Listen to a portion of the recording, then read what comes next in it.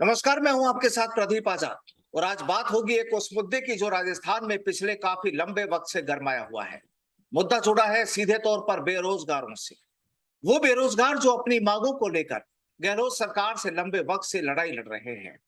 और इसी श्रेणी में, इसी कतार में, राजस्थान एकीकृत बेरोजगार महासंघ के पदाधिकारी भी लगातार गहलोत सरकार से ये मांग करते रहे कि उनकी मांगों को या तो मान लिया जाए, और अगर मांगे नहीं मानी तो उनका जहां पहले पड़ाव यूपी में था, अब गुजरात होगा।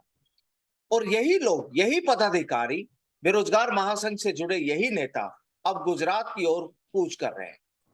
चलिए, क्या है तस्वीर और क्या है मांगे और क्या है इन लोगों का प्लान, सीधे जानते हैं हमारे साथ जुड़े उपेन यादव से।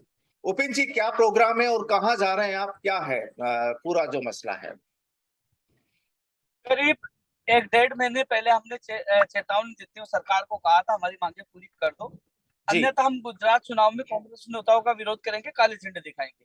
हम्म। हमने इंतजार किया, हमने मुख्यमंत्री जी से मिलने के लिए गुहार की, कई बार सीएमओ में और सीएम में मिलने के लिए धर्मेंद्र राठौड़ जी से मिले, कई बार मंत्रियों से मुलाकात की, कई बार अधिकारियों से मिले, लेकिन हमें न्याय नहीं मिला। मुख्यमंत्री जी से मुलाकात नहीं हो पाई, अधिकारियों मंत्रियों की तानाशाही जारी थी। तो हम परेशान होकर हमने ऐलान किया था हम गुजरात कूच करेंगे 21 अगस्त को। और अभी कुछ ही घंटों में, यानी कि थोड़ी देर में गुजरात हम पहुंच जाएंगे। सैकड़ों के तादाद में कार्यकर्ता गुजरात पालनपुर में पूछेंगे। और गुजरात के जितने जिले हैं, हम लोग रणनीति ये बना रहे हैं, कांग्रेस के नेताओं की ड्यूटी चुनाव में लगाएगी, वहां काले झंडे दिखाएंगे, विरोध करेंगे। और वो रणनीति बड़ी जोरदार बनाई गई है। और एक राजस्थान में क्या, लखनऊ के बाद संघर्ष का बड़ा धमाका गुजरात में होगा, क्योंकि अब यहाँ तक आ चुकी है, हम थक चुके हैं। पेपर हम्म। लीक हो रहा है, बजट बजट की घोषणाएं पूरी नहीं हो पा रही, लखनऊ समझौता नहीं हो पा रहा, मंत्रियों का लिखित समझौता नहीं हो पा रहा। हम उन मांगों को लिए संघर्ष करें। मुख्यमंत्री जी ने खुद ने घोषणा की थी, पंचायती राज जेएन भर्ती जो पहले बजट की घोषणा है, 2 करोड़ 19 लाख रुपए ले लिए हमसे, आज तक वो भर्ती नहीं निकाली। और जब विधानसभा में पंचायत राज मंत्री रमेश मीणा चिल्ला चिल्ला के बोलते हैं कि हम भर्ती निकाल रहे हैं, भर्ती निकाले, उसकी विज्ञप्ति आज तक जारी नहीं हो पाई। वही खनिज अनुदान भर्ती जो बजट में घोषणा होगी, नियम संशोधन के चक्कर में फाइलों पे घूम घूम रही है, कुछ नहीं हो पा रहा उसके लिए। वही विशेष शिक्षकों के पद नहीं निकाले जा रहे, वो भी भटक गए, वो लखनऊ समझौता था। प्रयोगशाला सहायक भर्ती है, पंचायत राज एलडीसी है, और भी तमाम जो लोग आ रहे हैं, जैसे कंप्यूटर अनुदेशक भर्ती में शिथिलता, जो 40% की बाध्यता लागू कर दी, पेपर कठिन दे दिया, तो उसकी बाध्यता में शिथिलता देने की मांग है। फर्जीवाड़ा रोकने की मांग है, पीटीआई में तमाम भर्तियों में बारी राजी का अभ्यर्थियों को रोकने की मांग है। 1 लाख भर्तियों की उन्होंने घोषणा की थी कि 1 लाख भर्तियों पर वो बजट में कि नई भर्तियां निकाले, उनका वर्गीकरण दीजिए। 1 लाख भर्तियां कौन से विभाग में कितने पदों पर भर्ती आएगी, बताइए आप प्रदेश का बेरोजगार चाहता है कि भर्तियों की विज्ञप्तियां अब जारी हो, उनका वर्गीकरण हो, बेरोजगार को न्याय मिले। युवा बेरोजगार आयोग बनाइए, हम्म। प्रदेश के बेरोजगार को प्राथमिकता दीजिए, अन्य राज्यों के लोगों को रोकिए, बेरोजगार पर दर्ज मुकदमे वापस लिए जाए। तमाम मांगों के लिए हमारा संघर्ष जारी है। टीएसपी के अभ्यर्थियों कई समस्याएं आई है, आज मैं टीएसपी से जिलों में दौरा कर रहा हूँ, तो अनेक कई समस्याएं हैं, फर्जीवाड़ा हो रहे हैं, टीएसपी के अभ्यर्थी पीड़ित है। तो तमाम मांगों को लेकर हमारा संघर्ष जारी है। हमने युवा संवाद प्रोग्राम रखा, हमने पाली में रखा, जालोर में रखा, सिरोही में रखा, उदयपुर में रखा, बांसवाड़ा में रखा, और डूंगरपुर में लास्ट बार संवाद प्रोग्राम का हमने समाप्ति की है। लेकिन लेकिन ये जो लड़ाई हमारी जी लेकिन उपेन जी, देखिए, लंबे समय से आप अपनी मांगों को लेकर लगातार लड़ाई कर रहे हैं। लेकिन यहाँ पर सरकार का तो सीधे तौर पर बार बार ये कहना है कि उन्होंने सूबे के विकास के लिए जो तमाम योजनाएं, ये तमाम जो ऐलान जो थे, वो बिल्कुल लगे हुए हैं, वो कर रहे हैं। लगातार भर्तियां भी निकाली जा रही है, यहाँ पर नई नौकरियां भी दी जा रही है, और जो कुछ बाकी है वो उन्हें तुरंत कर दिया जाएगा। तो फिर ये ऐसा क्यों? मैं प्रदीप जी एक चीज कह रहा हूँ, मैं माननीय मुख्यमंत्री जी तक बात पहुंचाना चाहता हूँ आपके माध्यम से। मुख्यमंत्री जी ने मार्च 2019 में घोषणा की पंचायत राज एलडीसी के लिए, अभ्यर्थियों ने मिठाई खिलाई, कैलेंडर जारी हो गया। जून 2021 में फिर दोबारा घोषणा की, आज तक वो भर्ती नहीं हो पाई। हमेशा ये कहते हैं कि इस कैबिनेट में 10,029 पदों पर भर्ती हो, मुख्यमंत्री जी का 2 बार आदेश है, बड़े श्रम की बात है, मुख्यमंत्री जी का आदेश की पालना नहीं हो पा रही है। और वही रेडियोग्राफर लैब टेक्नीशियन की फाइल 6 महीने से घूम रही है, एजेंसी तय नहीं कर पा रहे। न सीएचओ की भर्ती आ रही है, न कृषि परीक्षक आ रही है, न फार्मासिस्ट आ रही है, न नर्स ग्रेड 2 आ रही है। तो ये इनकी लापरवाही मारी है। वही टीएसपी में 2,500 शिक्षक नॉन टीएसपी के लगे हुए हैं, वो कह रहे हैं हमें घर पहुंचाइए। टीएसपी वाले कह रहे हैं कि वो 2,500 सीटें हमें, टीएसपी का अधिकार हमें दीजिए। तो वो वादा करके सरकार मुकर रही है। मंत्रियों को लेकर समझौते हैं, फार्मासिस्ट भर्ती है, मैं कितनी भर्तियां गिनाऊं जो इनके समझौते हैं, इनके द्वारा वादे किए गए। लखनऊ से मैं बुलाया गया और उन मांगों को नहीं पूरी कर पा रही है। जैसे जूनियर अकाउंटेंट भर्ती में सीएटी हटाने की मांग है, सूचना सहायक प्रोग्रामर, आरएस, ईसीजी, एसआई, चिकित्सक, नर्स ग्रेड 2, दंत चिकित्सक, पशुधन सहायक, OT technician, stenographer, APRO, PRO, जलदारी, सहायक कृषि अधिकारी, ये सेनेट इंस्पेक्टर, चतुर्सेनी, ये भर्तियां निकालनी थी। कॉलेज में लाइब्रेरियन है, पीटीआई है, ये नई भर्तियां निकालने का उन्होंने वादा किया था, इनकी विज्ञप्तियां नहीं जारी हो पा रही है। 1 लाख भर्तियों का वर्गीकरण हो, शिक्षक भर्ती 2012 का अभी तक निशान नहीं किया लोगों ने। विशेष शिक्षकों जो मुख्यमंत्री जी ने वादा किया था, मुख्यमंत्री जी ने खुद ने बोला था इस बार विशेष शिक्षक अधिक से अधिक पद निकाले जाएंगे, और प्रेस नोट जारी किया था, उसके भी सुनाई नहीं हो पा रही। वो कह रहे हैं एक 0 पद आ रहा है, तो वादा करके क्यों मुकर रही है सरकार? फायरमैन भर्ती अधूरी पड़ी है, और प्राइवेट और तो सरकारी उपेंद्र जी, अब भर्तियों सीधे को सीधे प्राथमिकता मिले। सीधे तौर पर आपका ये कहना है कि सरकार ने जो गहलोत सरकार ने जो वायदा किया था उससे वो मुकर गए और इससे नाराज होकर अब आप गुजरात पहुंच रहे हैं। अब गुजरात जो पहुंच रहे हैं वो क्या कार्यक्रम है और किस तरीके से आप वहां पर कांग्रेस का विरोध जताने की कोशिश करेंगे? सर मैं आपको बता दूं आपको कि जो तमाम हमसे धोखा किया, हमारी मांगे नहीं मानी गई, हमारे पर लाठीचार्ज किया, मुकदमा दर्ज किया, और हम कांग्रेस विरोधी नहीं है, हम मुख्यमंत्री जी के खिलाफ नहीं है। हम तो ये चाहते हैं जो सरकार ने वादे किए, जो घोषणा की, जो हमसे समझौता किया, वो पूरा कर दे। हम तो धन्यवाद देंगे, जिंदाबाद बोलेंगे, हमारी मांगे पूरी कर दो, हमें कोई मतलब नहीं है। हम तो धन्यवाद देने के लिए तैयार है, जिंदाबाद बोलने के लिए तैयार है। संस्कृत विभाग में पद बढ़ाने की मांग थी, इसके अलावा टेक्निकल हेल्पर में पद बढ़ाने की मांग थी, और सबसे बड़ी समस्या आ रही है ओबीसी आरक्षण की विसंगतियां। आज ओबीसी का युवा हो रहा है, उनको 21% आरक्षण नहीं मिल पा रहा। ओबीसी आरक्षण की वजह से, विसंगतियों की वजह से आज ओबीसी का युवा अपनी नौकरी से वंचित हो रहा है। तो वो विसंगतियां तुरंत दूर की जाए, ओबीसी के युवा को न्याय दिया जाए, ये मांग भी गुजरात में हम प्रमुख तौर पर रखेंगे। तमाम मांगों को लेकर हमने गुजरात तो कुछ किया है। गुजरात में क्या प्रोग्राम क्या है, कहाँ पर आप जाएंगे, किनके सामने ये चीजें रखेंगे आप, क्या है आपका पूरा प्रोग्राम?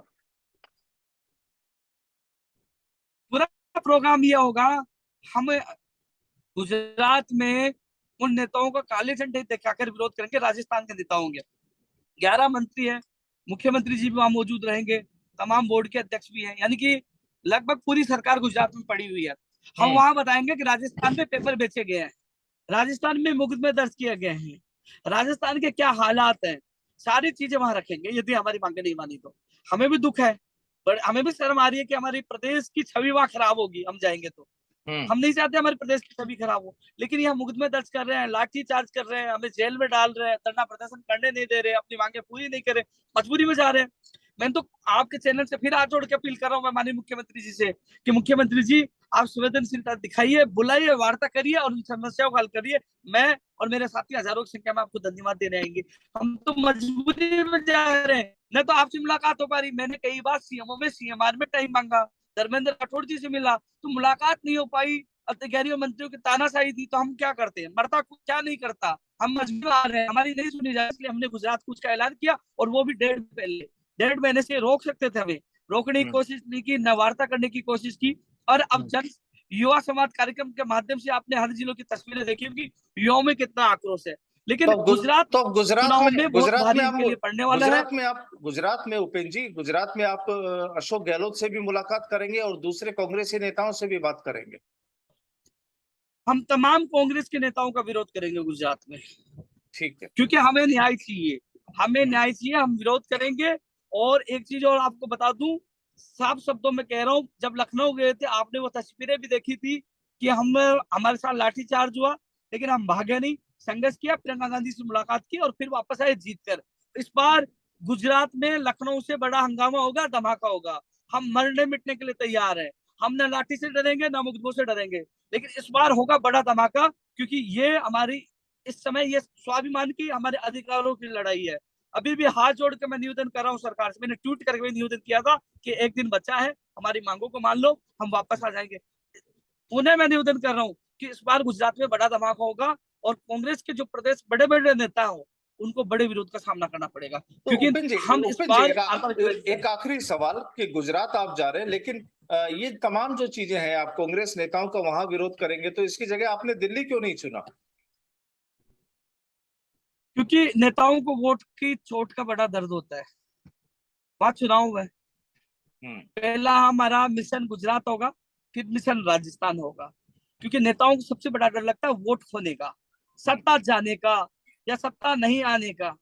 अब गुजरात में सत्ता नहीं है, वो आने के लिए तड़प रहे हैं, तो हम वो वोट की चोट करेंगे, विरोध करेंगे। हाईकमान को पता लगेगा कि राजस्थान के युवा व पूरी कांग्रेस को चोट कर रहे हैं, तो तो राजस्थान वो के उनको कितने एहसास युवा होगा गुजरात क्यों है। पहुंच रहे हैं उपेंद्र जी? राजस्थान के कितने युवा गुजरात पहुंच रहे हैं? आज करीब 250-300 लोग आज पूछेंगे, और ये हम्म, सभी लोगों को नहीं लेके आए। इन जिलों में जगह जगह हमारी मीटिंग हुई है, करीब हजारों लोगों से हम मिले हैं, लेकिन हम्म, केवल ये वो लोग हैं जिनको जिम्मेदारियां दी जाएगी, इन लोगों को रणनीति समझाई जाएगी। क्योंकि और लोगों को, सारी जो हमारी जो यूथ आएगी, सबको हम्म, हम हमारी रणनीति नहीं समझा सकते हैं। उनको जिम्मेदारियां दी जाएगी, कोई अहमदाबाद जाएगा, कोई बड़ौदा जाएगा, कोई गुजरात सिटी में रहेगा, कैसे क्या करना है, कैसे विरोध करना है, कैसे पर्चे बांटने हैं, कैसे क्या हम्म, करना है, वो सारी चीज इनको समझाई जाएगी। उनकी सभा में बैठ कैसे अंदर घुसा जाएगा, कैसे आगे बैठा जाएगा, कैसे विरोध किया जाएगा, हम्म। कैसे लाइव किया जाएगा जनता के सामने, तो सारी चीजें रणनीति हम बना रहे हैं यानी वहां। यानी और जो पर्चे तमाम जो बांटेंगे, लेकिन तमाम जो आपका आंदोलन रहेगा वो एक, चूंकि अशोक गहलोत भी गुजरात के सीनियर ऑब्जर्वर है, कांग्रेस ने जिम्मेदारी वहां पर दी है, और आप उन्हीं चीजों को देखते हुए गुजरात में और राजस्थान, यानी दोनों राज्यों के जो तमाम कांग्रेसी नेता हैं या इलेक्शन लड़ने वाले जो नेता हैं या जो तैयारियों में हैं, आप उनकी वहां पर खिलाफत करेंगे, यही मामला है? बिल्कुल खिलाफत करेंगे, विरोध करेंगे, काली झंडे दिखाएंगे। मैं तो ये कहना चलो। चाहूँ, तो आपके चैनल के माध्यम से मैं माननीय मुख्यमंत्री जी से अपील कर रहा हूँ। मुख्यमंत्री जी, जो आपसे आपके सामने बैठ के बात हुई थी, आपने भी कहा था कि ये काम होने चाहिए। आपके आदेशों की पालना न मंत्री कर रहा है, न अधिकारी कर रहा है। जो फरवरी 2021 में समझौता हुआ था, जो दिसंबर 2021 में समझौता हुआ था, वही मांगे पूरी नहीं हो पाई। आपने हम्म, बुलाया, हमने धन्यवाद दिया कि हमारे मुख्यमंत्री जी ने बुलाया, लेकिन बुलाकर वो मांगे नहीं होते। हमारी जगह मुख्यमंत्री जी भी होते तो वो भी विरोध करते, कब तक घर बैठे रहते। और जब हमने हम्म, आवाज उठाई तो मुकदमे दर्ज कर दिया, लाठीचार्ज कर दिया। तो हम तो मजबूरी में जा रहे हैं, हमें शौक नहीं है। हमें कभी लखनऊ और गुजरात जाने का शौक नहीं है, इसलिए हमारी मजबूरी है। राजस्थान में हम धरना प्रदर्शन करते तो मुकदमे दर्ज करते, लाठीचार्ज करते। तो हमें मजबूरी में जाना पड़ रहा है, क्योंकि कई बार क्या होता है, गूंगे बेरों को जगाने के लिए धमाके की आवाज करनी पड़ती है, और वो हम्म। आवाज करने हम जा रहे हैं। चलिए, बहुत बहुत शुक्रिया उपेंद्र जी, और उम्मीद यही करते हैं कि सरकार आपकी मांगों पर, आपकी जो भी मांगे हैं उन पर विचार करे, और ताकि ऐसा भी ना हो कि राजस्थान की राजनीति या राजस्थान के लोगों का गुजरात में कुछ इस तरह की तस्वीर बने। लेकिन ठीक है, कहते हैं कि मजबूरीवश कई बार कई आंदोलन करने भी पड़ते हैं, और सरकार को जगाने के लिए जो गतिविधियां या जो भी कदम उठाने पड़ते हैं, ठीक है, लोकतंत्र में वो भी जायज माने ही जाते हैं। बहुत बहुत शुक्रिया उपेंद्र यादव जी हमारे साथ जुड़ने के लिए। नमस्कार। धन्यवाद सर।